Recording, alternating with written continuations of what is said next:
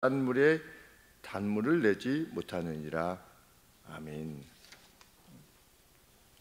앞서서 1장 26절에서 야고보는 절제된 혀에 대해서 그 중요성에 대해서 말씀하셨습니다. 어떤 상황이 급박하게 돌아갈 때 함부로 입을 논하지 말 것을, 그래서 혀를 절제할 것을, 하나님 이게 뭡니까? 이런 식으로 혀를 사용하는 것을 매우 조심할 것을 이렇게 요청을 했는데, 이제는 또 다른 차원에서 혀의 중요성을 언급하고 있는 겁니다. 혀가 어느 정도 중요하냐? 내 형제들아, 선생된 우리가 더 큰 심판을 받을 줄 알고 선생이 되려고 하지 말으라는 겁니다. 너희들 중 많은 사람들이여 선생님이 되려고 하지 말아라.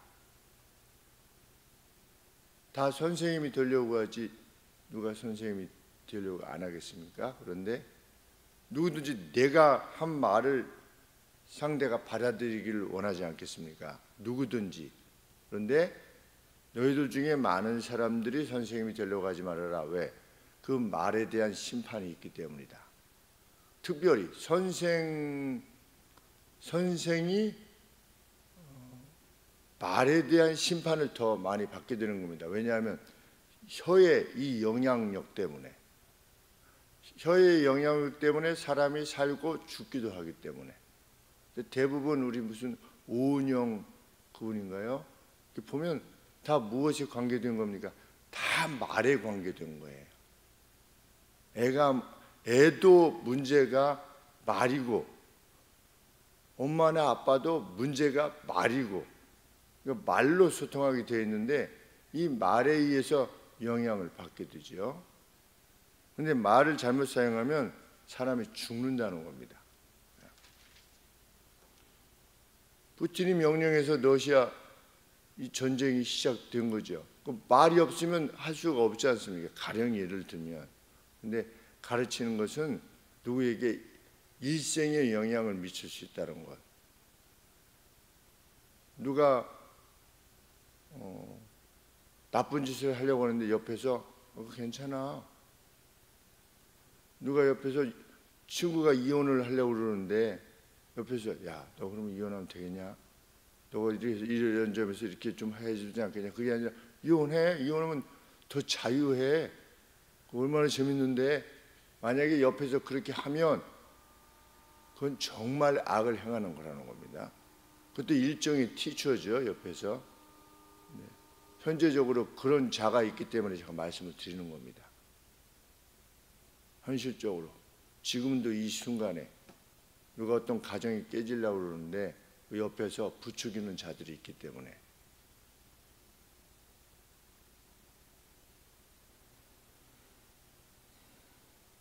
그래서 그리스도인은 나의 말이 상대방의 영혼에 어떤 영향을 미칠 것이냐에 대해서 늘 주의하는 사람이 되는 겁니다. 내가 하고 싶은 말을 하는 게 아니라. 예수님은 그래서 뭐라고 말씀하셨는가? 나의 그 어떤 말로, 나의 어떤 행동으로, 주로 말이지요. 말로 그 어떤 영혼이 지옥에 가게 되면, 영혼을 잃어버리게 되면 어떻게 될 거다? 차라리 그 말을 해서 상대의 영혼을 낙심시키는 그 사람이 자기 스스로의 목에 연자맷돌을 메고 바다에 빠뜨려지는 것이 더 나을 정도다. 왜? 마지막에 심판날에 당할 그 엄중한 그 벌 때문에 우리가 말이 얼마나 중요한 것인가를, 혀가 얼마나 중요한 것인가를 정말 깊이 깨달아야만 될 것입니다. 어떤 말을 조심해야 되는 것인가? 정제되지 않은 빠른 말. 그냥 내가 생각나면 그냥 던지는 겁니다. 아이고 왜 그랬어? 뭐 이렇게. 왜 그래? 뭐 이런 말들. 참 말을 예쁘게 하는 사람들이 참 없습니다. 사실은 이 주변에 보면 말을 참 예쁘게 하는 사람이 별로 없어요. 그리고 그냥 생각나는 말을 하지 상대가 어떻게 저걸 받아들일 것인가에 대해서 뭐 깊이 고민하는 말이 사실은 별로 없습니다. 근데 그 말 때문에 상처를 받는 겁니다.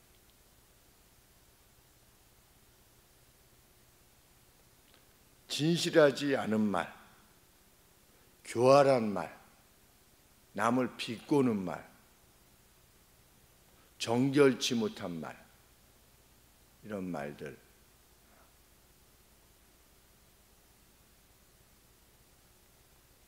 그런데 혀를 잘못 사용하게 되면 어떻게 된다?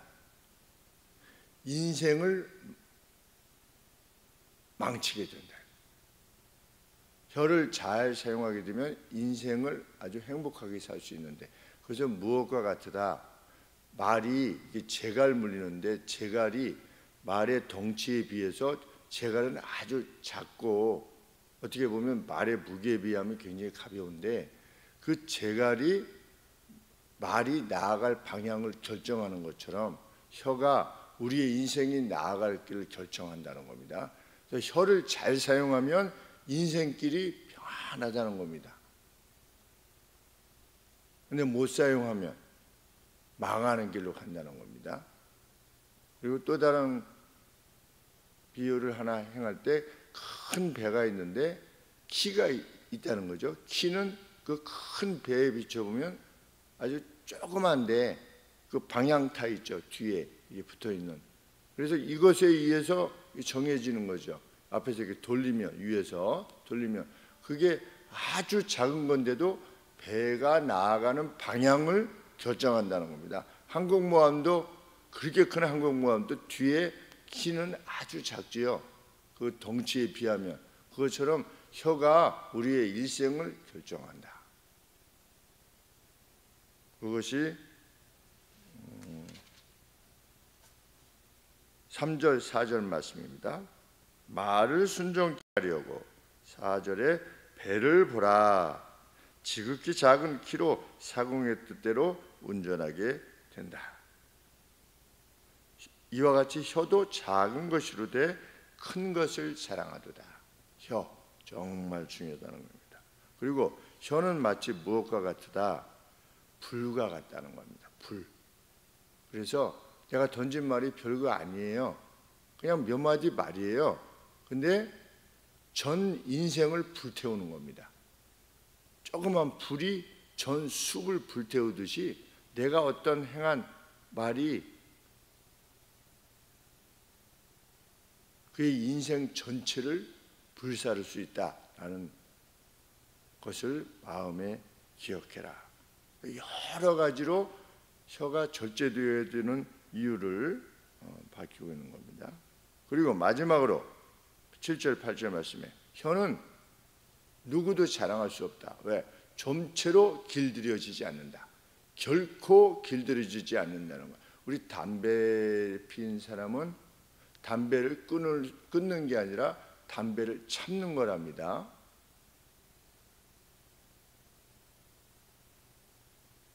그러니까 늘 언제든지 다시 필 수가 있대요. 그런데 단지 참는 것뿐이라는 거예요. 끊을 수가 없대요. 그러니까 우리 혀도 내가 뭐 한 달 동안 선한 말만 했다 그러면 앞으로는 계속 선한 말을 하겠지, 이것이 아니라 혀는 끝까지 죽을 때까지 길들여지지 않는다 라고 하는 것을 염두에 두어야 된다는 겁니다. 정말 조심해야 된다는 거죠. 긴장하고. 8절 말씀에 혀는 능히 길들일 사람이 없나니 쉬지 아니하는 악이라고 하는 사실을 기억해라. 꼭 기억해라. 죽이는 독이 가득한 것이라. 이 혀가 살리기보다 오염된, 죄로 인해서 오염된 우리 혀라고 하는 사실을 반드시 기억해라. 까불지 말고 나는 괜찮아. 나는 늘 선한 말을 하는데. 저도 그냥 어떻게 해서 듣는 말들이 좋은 말들을 듣는 경우가 잘 없죠.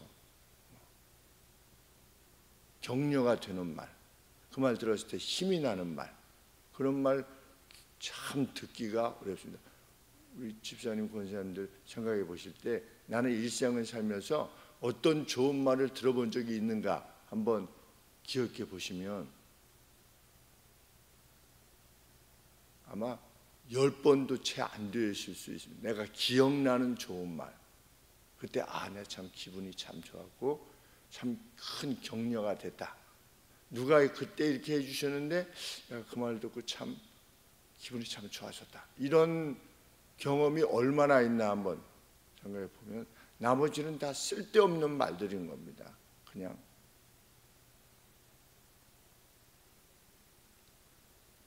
성경은 10절 말씀에 우리 입이 나쁜 일에 사용되어질 수 없다. 결코. 왜? 한 입으로부터 어떻게 하나님을 찬양하면서도 또 그 입으로 동일하게 누구를 저주하고 누구를 힐난하고 누구를 모욕할 수 있겠느냐. 한 입으로 찬송과 저주가 나는도다 불가하다는 겁니다. 11절에 하나의 샘물이 어떻게 단물과 쓴물을 동시에 낼 수 있겠느냐. 무화과가 어떻게 올리브 열매를 포도나무가 무화과를 맺겠느냐. 이거 불가한 것처럼 우리의 입술로 누구를 저주하거나 멸시하는 말을, 우습게 보는 말을 결코 행할 수 없고 남을 지적하는 말을 행할 수 없고,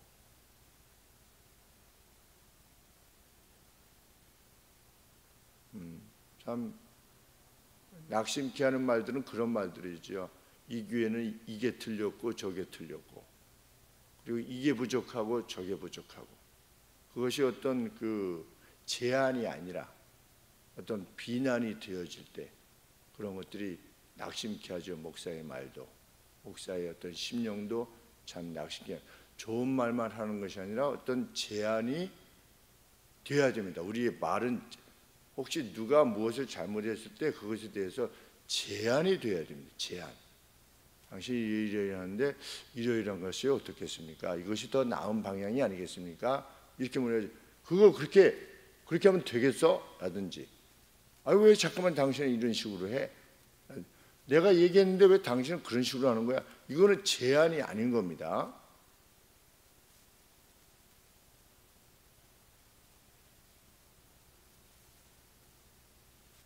과거에 얼굴이 추하게 태어난 미국의 유명한 영향력 있는 분이 있는데 그분이 그렇게 얘기를 하셨다고 하죠. 자기가 그 어려움을 극복할 수 있었던 것은, 미국에서는 그때 당시에는 청력 검사를 할 때 선생님이 귀에다 대고 The sky is blue, 하늘이 참 파랗구나 이렇게 하면, 이게 들리면 The sky is blue 이렇게 하면 잘 들린다 이런 식으로 귀에다 대고 이렇게 했는데, 선생님이 다른 사람들도 자기를 가까이 하지 않고 얼굴이 굉장히 추하게 태어났대요. 그런데 귀에다 대고 뭐라고 얘기했냐면 너는 세상에서 가장 소중한 아이야, 이렇게 선생님 귀에다 이렇게 했대요. 그것을 자기 잊을 수가 없다는 거죠.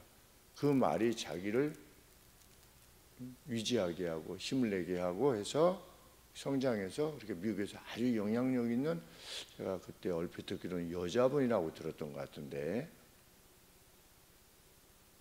누군가 누구의 말을 듣고 그렇게 성장할 수 있도록 하는 것 정말 중요한 것이다.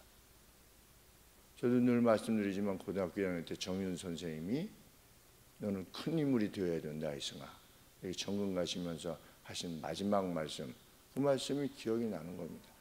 초등학교 6학년 때 이태로 선생님이 담임 선생님이었는데, 제가 부반장 그 임명장에 뒤에다가 이렇게 낙서를 했는데 가방을 잊어버렸다가 그 뒤에 놓아놨었는데 가방이 찾아졌는데 선생님이 그 가방을 이제 교무실에 보관해 놓으셨다가 다음 날 저보고 가져오라고 해서 갔다 왔는데 그 뒤에 열어보라고 해서 그렇게 이제 임명장이 나왔죠. 거기다가 임명장 뒤에다가 이제 이렇게 낙서를 한 거죠. 그래서 제가 그때 선생님한테 2대를 맞았어요. 일생 동안 거의 제가 잘못해가지고 맞은 적은 거의 없는데, 근데 대걸레로 2대를 아주 세게 맞고 1시간 동안 그 반 앞에서 이렇게 손들고 이렇게 있었어요. 그때 선생님이 뭐라고 말씀하시냐면, 공적인 것을 귀하게 여기지 않는 사람은 큰 사람이 될 수 없다, 이렇게 말씀하셨어요. 그게 기억이 나는 겁니다. 그러니까 벌을 받고 매를 맞았어도 이게 나를 위한 것이라고 하는 것을 왜 내가 맞아야 되는가에 대해서 정중하게 말을 하시는 것이죠. 너는 나중에 큰 인물이 되어야 되는데 너 어렸을 때부터 이렇게 하면 벌써 이게 안 되는 거다 라고 하는 걸 내가 너에게 분명히 가르치고자 한다. 이런 말씀을 하신 다음에 저를 이렇게 맴매하셨을 때 제가 일생 동안 잊지 않고 진짜 속좁게 행할 때 정윤 선생님, 저기 또 중학교 2학년 때는 한찬희 선생님이 담임 선생님이었는데 제가 날마다 청소를 했어요. 반을 의자 70개를 매일 청소를 했어요. 아이들이 빨리 가고 싶어하는 애들은 그냥 보내고. 그래서 자주 저를 도왔던 좀 키가 조금 작은 그 친구가 있었는데 거의 둘이서 다 했어요. 매일 청소를 했어요. 1년 동안. 근데 선생님이 청소 끝나고 나서 나한테 보고해라. 그러면 늘 가서 선생님 청소 다 끝났습니다. 교무실 가서 이렇게 하면 이제 가라 이렇게 하셨는데 그날은 그래 청소 끝나서 그래 한번 보자. 그래서 제가 안 오셔도 됩니다. 이랬더니 그래도 가서 지금 다 끝나서 오셨는데 저하고 둘밖에 없으니까 다른 애들 어디 가냐. 그래서 다 집안에 일이 있어서 좀 빨리 이렇게 보냈습니다. 이렇게 했더니 뭐라고 말씀하시냐면 사람이 보이든 안 보이든 자기 일에 성실한 것이 정말 중요한 거다. 남들이 알아주든 알아주지 않든 그렇게 살아가는 것이 정말 멋있게 살아가는 거다. 이렇게 가르쳐 주셨습니다. 한찬희 선생님이. 총 3명의 선생님한테 그런 어떤 지도를 받았는데 그 격려가 되는 거죠. 그때 당시에. 그러니까 그 격려를 힘입어서 사람이 어린아이가 조금씩 성장하는 것입니다. 잊지 않고. 말이라는 것은 하나님이 우리에게 혀를 주신 것은 그 목적을 위해서 주셨다는 겁니다. 내가 기분 나는 대로 말하는 게 아니라 혀에 의해서 지배되는 것이 아니라 혀를 지배하는 우리가 되기를 원하는 겁니다. 꼭 혀를 사용해야 된다면 돕는 데, 위로하는 일에, 남을 세워주는 일에 꼭 사용되어져야 된다면 혀가 무엇을 말하려고 한다면 꼭 사용되어질 만한 일. 우리 노래도 보면 다 됐으면 노래 이루지 못한 사랑 다 노래가 흘러간 과거 어디 격려되는 말이 하나도 없어요. 사실은. 그런데 그 어떤 무슨 세호 집사님인가 내가 살아가는 동안에 이거 있죠. 할 일이 하나 있네. 그런 노래를 가사만은 정말 좋잖아요.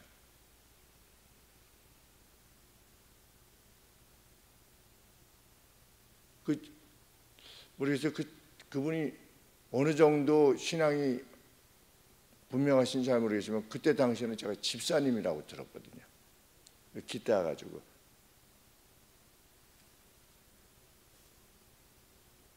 나는 외롭지 않네. 뭐 이런 거 있잖아요. 그죠? 네. 이렇게 하면서 그 가사 말이 참 좋아요. 위로하는 말이에요. 근데 나중에 그분이 어디서 인터뷰를 하시면서 하신 말씀이 어떤 여자 학생을 위로하기 위해서 지었대나 뭐 누가 어떤 굉장히 어려움이 있는 어떤 누가 있는데 거기를 위로하려고 이렇게 마음속에 생각하다가 그 작사하게 되었다 이렇게 했는데 어떤 사람은 노래로도 하는 거죠. 그 마이웨이라고 하는 노래 있잖아요. 그 노래도 이렇게 가사 내용을 이렇게 보면 나는 이 길을 갔다 이렇게 좀 말이든 뭐 노래든 영화든 누가 이렇게 격려가 되고 힘이 되는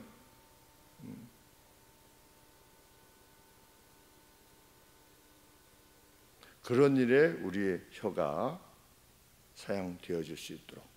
그래서 혀에 대한 심판이 반드시 있을 건데 그날이 혀로 인해서 영광을 받게 되는 날이 되기를.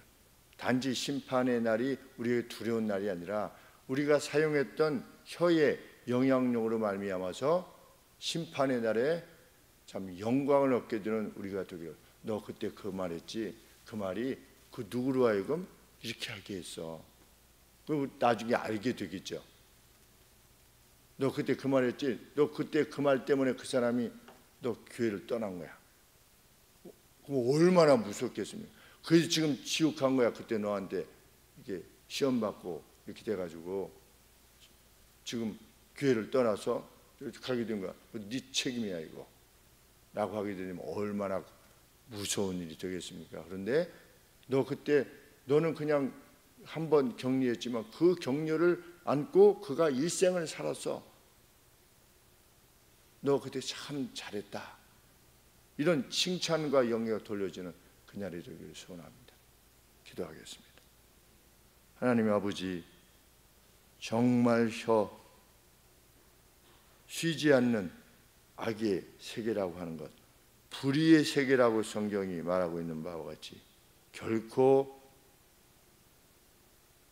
오만해할 수 없는 우리의 지체라고 하는 것을 기억하게 하여 주옵소서.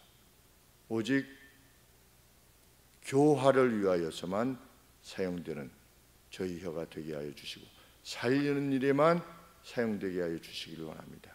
하나님, 연약해져서 손목이 회복되어지기를 원하시는 우리 권사님, 하나님 속한 회복을 허락하여 주시기를 소원합니다.